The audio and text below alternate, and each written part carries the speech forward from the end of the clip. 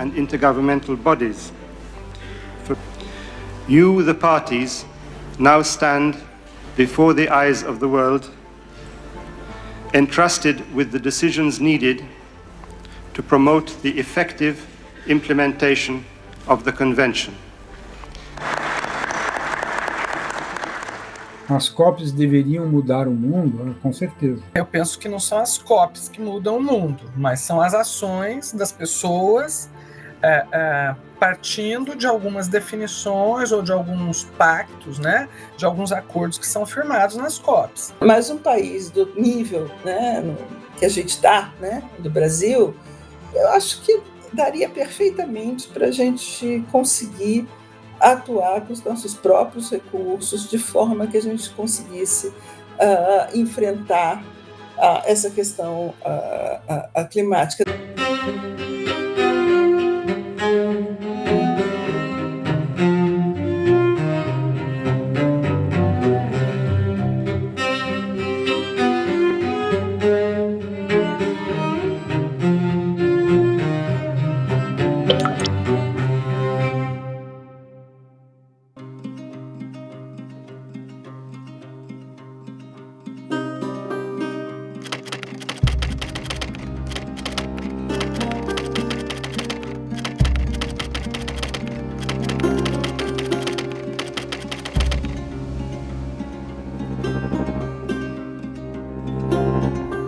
O que as COPs representam, na realidade, é um processo condutor, né? É um processo que vai balizando, ou talvez se fosse melhor, como se fosse um guia, né? Mostrando onde é possível ter convergência. Eu acho que realmente essa é a função, né? De apontar a direção, que a direção, de fato, está sendo apontada, né? Agora, a velocidade que a gente está andando é que está aquém do necessário, do que seria desejável, e tem uma série de obstáculos. As COPs se realizam todo ano, ela não é uma reunião, uma conferência, não é, que se realiza anualmente. Então, assim, na verdade, você tem um curto espaço de tempo de implementação das ideias que surgiram naquela COP determinada. É por isso que os temas das COPs são mais ou menos os mesmos, porque em um ano você não muda o mundo, né? Mas em um ano você pode implementar algumas ações, você pode ampliar a pactuação, você pode fazer com que a sociedade civil, de uma forma geral, tenha mais adesão àquelas discussões que estão sendo colocadas nessa esfera diplomática. Eu acho que a primeira coisa a entender é que o balanço das 29 COPs é péssimo. Porque muitas razões, mas entre elas começar pelo fato de a convenção, que tudo isso que a gente chama de regime climático, né, que é esse arranjo de regras, decisões, etc., que tem como função tentar resolver, ver se a gente consegue, de alguma maneira, evitar o pior na questão do aquecimento global. Então, infelizmente, a convenção em si, ela já veio com problemas. É muito difícil a gente conseguir os resultados na velocidade que precisaria, né? Porque você está tratando com um mundo totalmente desigual, né? Não só desigual entre os países, mas dentro do mesmo país você tem desigualdades enormes. Você tem aqueles que muito contribuíram para a questão, né, climática, outros não contribuíram nada, uns vão ser são muito mais vulneráveis do que outros, uns têm recurso, outros não têm. Enfim, é realmente muito difícil. A alta diplomacia do mundo se reúne, e os chefes de Estado, de governo, se reúnem uma vez por ano para discutir as questões que implicam e que nos afetam a todos no planeta.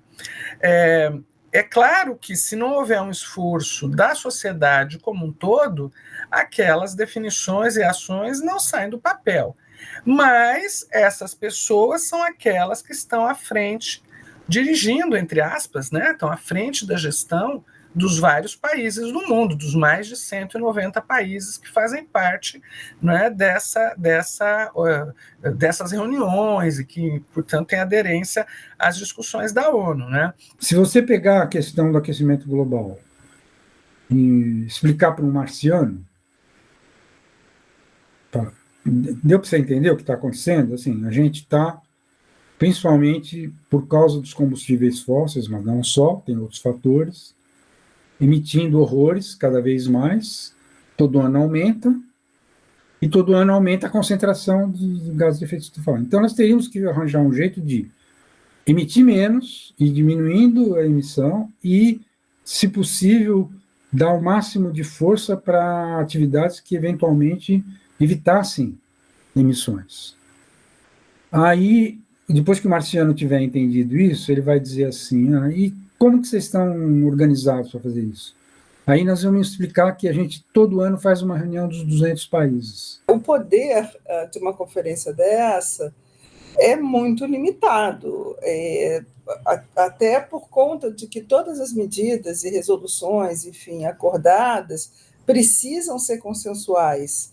E você conseguir um consenso em quase 200 países, né, é realmente muito difícil. A COP ela não muda, não é? Assim, o que muda é a perspectiva de você juntar pessoas, fazer acordo em termos de alguns temas, pactuar algumas coisas. Com o tempo, novos atores começaram, né, a se integrar, o que é bom, que até por outras vias empurrar um pouco essa agenda, né, de clima e para reduzir as emissões. Então, apesar da negociação se dar pelos indicados pelos respectivos governos, né, você vê um sem número de outras reuniões, outros acordos, outros documentos sendo elaborados na ocasião dessas conferências, né? Então, eu acho que é um arranjo interessante,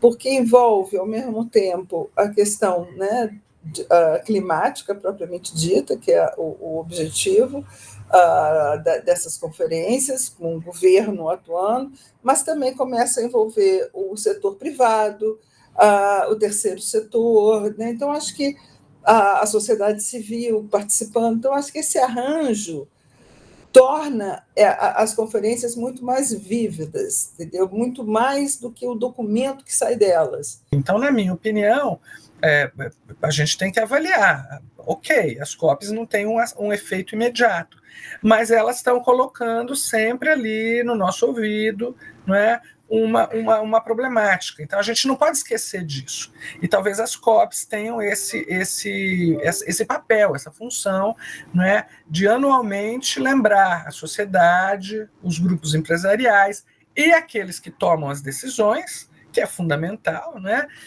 de que existe um pacto global, né, e de que nós vivemos num planeta e não tem como escapar, todo mundo está junto, né, se alguma coisa não andar bem em termos, né, da sustentabilidade do planeta. Muitos países não estão assim, absolutamente convencidos de que as perspectivas do aquecimento global são, como se diz, vamos dizer, entre aspas, catastróficas. Então, bom, evidentemente tem países que têm interesse em prolongar o período em que o petróleo está sendo usado, etc. Então, esse você poderia dizer, eles não reconhecem o perigo porque eles querem esticar o tempo do petróleo. Mas tem muitos e muitos países que não têm interesse no petróleo, não estão ganhando necessariamente com a situação, mas também não parecem olhar para o problema do aquecimento global e falar, olha, isso aqui é uma coisa que a gente tem que evitar de qualquer jeito. Você traz a indústria automobilística, mas ao longo do tempo, essa indústria é uma indústria que compõe muito negativamente para, quer dizer, negativamente e positivamente ao mesmo tempo, porque ela é uma das grandes responsáveis, né, pela emissão de gases de efeito estufa. Então, a gente vive sempre numa contradição, mas elas são as empresas poderosas.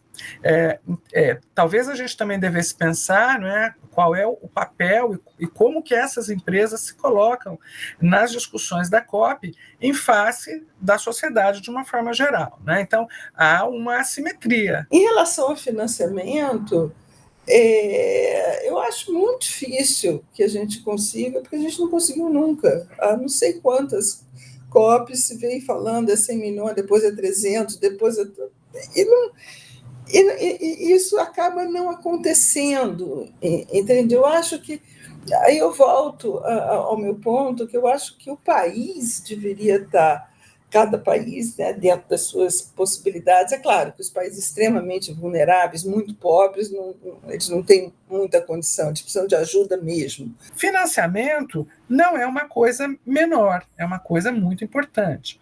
Então, no caso do financiamento climático, o que se coloca hoje é de onde virá o dinheiro necessário, né, de onde virão os recursos necessários para o investimento em ações ou mitigadoras ou ações que permitam a reconstrução de áreas que foram afetadas, né? E aí eu acho que esse é o grande nó, né? O grande nó, por quê? Porque na hora de aportar recursos, né?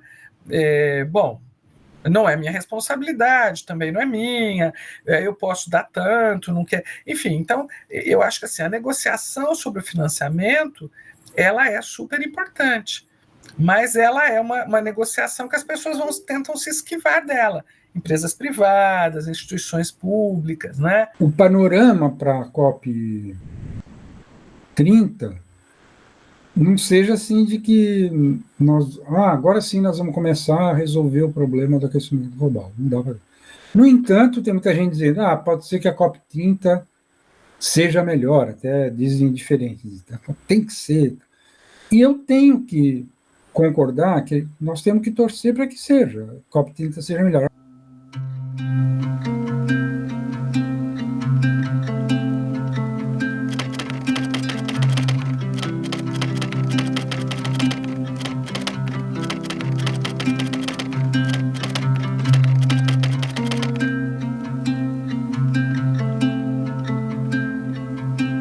Desde a COP26 em Glasgow, nós temos tido um aumento bastante significativo do número de participantes inscritos oficialmente nas COPs. Eu acho que a gente chegamos ao ponto de, na COP28 de Dubai, serem 83 mil inscritos.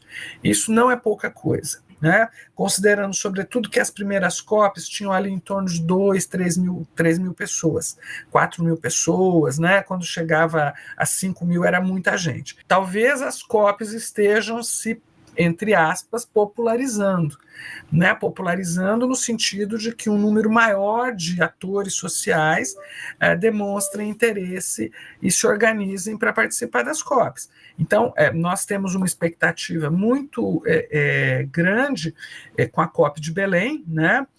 Do ponto de vista de quantas pessoas participarão da COP de Belém, e só lembrando aqui os números, a COP de Dubai, a COP 28, teve 83 mil inscritos, a COP de Baku, no Azerbaijão, quase 67 mil, e a COP de Sharm el-Sheikh, no Egito, perto de 50 mil. Essa questão do debate climático, que passa a ser super relevante, não, só que ele passa a ser mais relevante por conta do dano que causa do que pelo avanço nas soluções, né? Cada vez que acontece qualquer coisa, um evento extremo e tal, a gente vê uma preocupação maior da sociedade, uma cobrança. Eu acho que isso não tem a menor dúvida. E é visível, sim. Você vê que todas as empresas agora começam a se preocupar com essa questão, mesmo quando se fala em greenwashing, né, que é só maquiagem verde, só a preocupação de criar uma maquiagem verde já demonstra que as empresas começam a ficar preocupadas com a imagem delas. Talvez esse interesse, é uma hipótese, né, seja derivado também do aumento dos episódios graves que a gente tem tido no planeta, né, relacionados às mudanças climáticas, né, aos eventos extremos. Então, eu acho que são essas duas coisas. Mais gente sabendo, mais gente interessada, mais gente se organizando para participar. Né, e a sociedade buscando mecanismos de não deixar essa discussão na mão da diplomacia, porque o que a diplomacia pode fazer é uma coisa, né, mas o que afeta a sociedade é outra. Quantos países do mundo acham que realmente a questão é urgente? Você usou essa palavra. Urgente. Não, aí eu acho que é o contrário. A maioria acha que não é urgente. Né? Que é um problema, que a gente tem que cuidar disso, não sei o quê, mas não tem urgência. Malgrado todos os eventos recentes, né, dos últimos 2 anos, 3 anos, e os registros também, por exemplo, 24 foi o ano em que teve o maior aumento da concentração de gases de efeito estufa, que é medida em partes por milhão, foi 3,5. Então é preciso que a gente discuta, né, não só as mudanças climáticas, né, mas as questões de sustentabilidade do planeta, que impactam, na verdade, ou que são originárias de algumas ações nossas mesmo, né? Então, se você pegar, por exemplo, algumas leis hoje que regem a nossa vida na cidade, seja o Estatuto da Cidade, seja o Estatuto da Metrópole, eles vão dizer, o primeiro princípio é o princípio da sustentabilidade, quer dizer, cidades sustentáveis, né, para as futuras gerações. Mas como é que a gente viabiliza isso? A gente viabiliza isso também com mudanças de hábitos, não é? Eu sei que é difícil mudar hábitos, quando nós temos uma indústria, por exemplo, a indústria dos descartáveis. Ela é uma poderosa indústria dos descartáveis não biodegradáveis, né? Dos descartáveis comuns. Tem um trabalho das Nações Unidas, eu não sei qual órgão das Nações Unidas, que mostra assim, que as tecnologias emergentes vão representar cerca de 3,3 trilhões de dólares no final dessa década, ou seja, por volta de 2030. Então, é muito dinheiro, que só de tecnologias novas, mais eficientes, com menos emissão de carbono, etc. Então, isso interessa aos investidores, né? Porque é mercado para eles. E, ao mesmo tempo, você pode conseguir descarbonizar a economia, não só atuar na mitigação, mas como também na adaptação. Porque o mundo já está mais quente, então não há nenhuma dúvida disso. Então você também precisa se adaptar. Olhando para o Brasil, eu começaria pelo que seria mais simples de ser resolvido efetivamente pelo governo brasileiro. Acabar com o desmatamento. Não é entrar com essas... acabar com o desmatamento ilegal até o ano, não sei o que e tal. Não. Nós, se a gente tivesse vergonha na cara, a gente diria, nós temos que acabar com o desmatamento. Né? E isso aí não precisa de COP, não adianta você levar, você não precisa de nada. Falando de questão de tecnologias, etc., você tem algumas tecnologias que são importantes, usando como que tá umas coisas mais recentes, que é a tecnologia digital, ciência de dados, inteligência artificial, esse tipo de coisa. Hoje em dia, com essas ferramentas todas, você consegue tornar uma área que antes era considerada uma área degradada, que no Brasil tem muita área degradada, numa área produtiva, agrícola, né, de alta produtividade agrícola. Por quê? Porque você consegue, mesmo sendo um lugar árido, com pouca água, etc., você, com toda a questão de drones e de softwares, etc., você dá a quantidade de água exata para aquele determinado tipo de vegetal. Eu acho que talvez a gente tenha aí, né, o protocolo de Quioto, que foi um marco das COPs. Nós temos agora, completando 10 anos, o Acordo de Paris, né? Mas nós temos também, por exemplo, uma grande discussão da última COP em Baku, né, no Azerbaijão, foi a questão do financiamento. Né? Por quê? Porque não basta a gente querer ter um protocolo, né, um acordo firmado. Não basta a gente saber o que tem que fazer. Eu acho que saber o que tem que fazer a gente sabe. A gente, que eu estou dizendo, sobretudo quem governa, né? Mas não é uma parte da sociedade, talvez não. Então, a gente sabe o que deve ser feito. A questão volta numa questão que eu coloquei antes, mas com que meios nós vamos fazer isso? Com certeza, 10, 15, 20 anos, que vai ser isso. Os eventos extremos vão estar se multiplicando e se tornando cada vez piores. E vai ter muito alerta do tipo desse, de chegamos no ponto tal, como foi agora essa notícia de que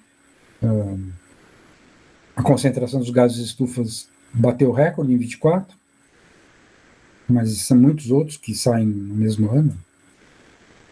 E nós vamos, eu acho que na prática não vai alterar muita coisa, embora a COP30 possa vir a ter algum tipo de decisão que possa ser vendida como um acordo de Belém melhor que o acordo de Paris. O que é preocupante, como tudo tem os dois lados, é que também, se você não tiver um investimento em capacitação profissional, você pode aumentar ainda mais esse gap da desigualdade, né? Porque na medida que o mundo vai ficando mais tecnológico, mais sofisticado, quem não está, se você não tiver um investimento ao mesmo tempo em educação, em formação de pessoal, você vai causar um gap enorme, você vai ficar sempre a reboque de um local, um mundo que esteja mais desenvolvido. Então, eu acho que isso é uma questão a se preocupar.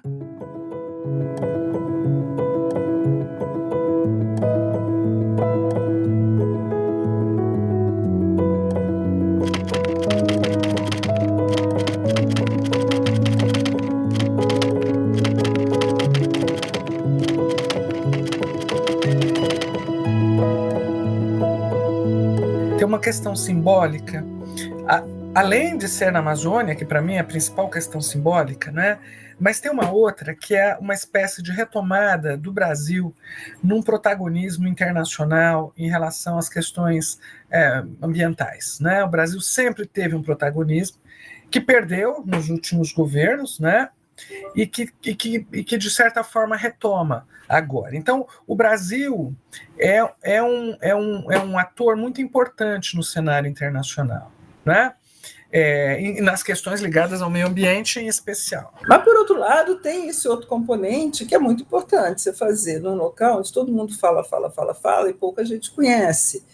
Então, conhecer no local, ver a realidade. Agora, o que me parece que a gente talvez, não sei, é desconhecimento meu, se está ou não está aproveitando, é porque as pessoas vão, né, dos chefes de Estado, etc., ficam rapidinho em Belém e vão embora. Quer dizer, então, na realidade, não conhece a verdadeira, né, a região como um todo. Não sei se está tendo essa preocupação de levar para conhecer. Como nós estamos numa situação em que essa é a COP30, é um período, vamos dizer que, de certa forma, é um vencimento redondo do Acordo de Paris, que são 10 anos do Acordo de Paris, etc.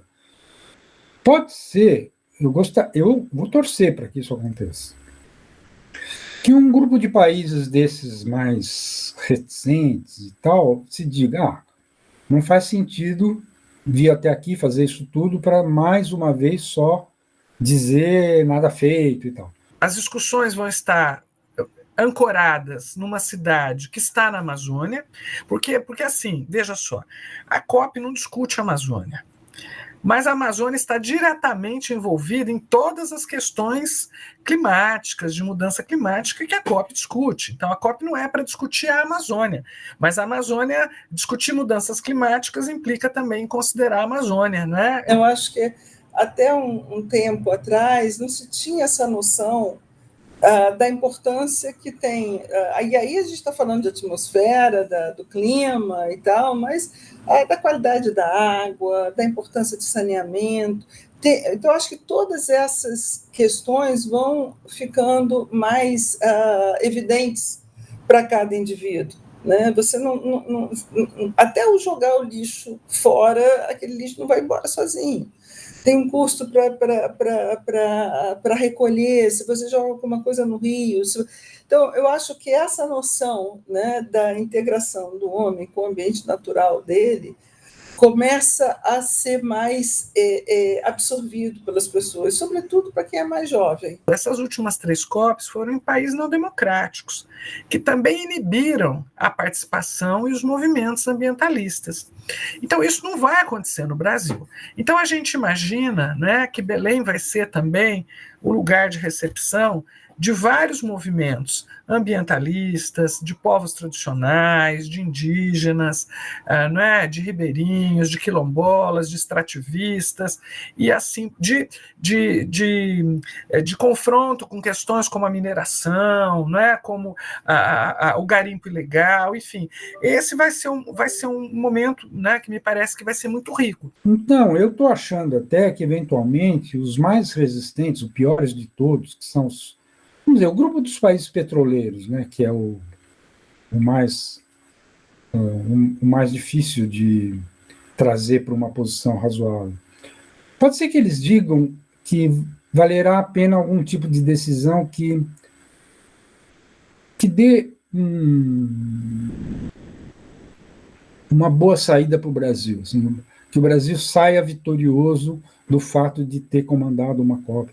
Mas, outra vez, com decisões que serão, com certeza, assim, fáceis de não cumprir. A preocupação ambiental passa a ser o centro, né, das discussões, etc. Isso acho que é muito positivo. E levar essa discussão para a rua, porque, em última análise, somos nós, enquanto pessoas, que sofremos os maiores impactos dessas mudanças. É importante que essa COP do Brasil, com esse simbolismo de ser da Amazônia, tal, tenha um bom resultado.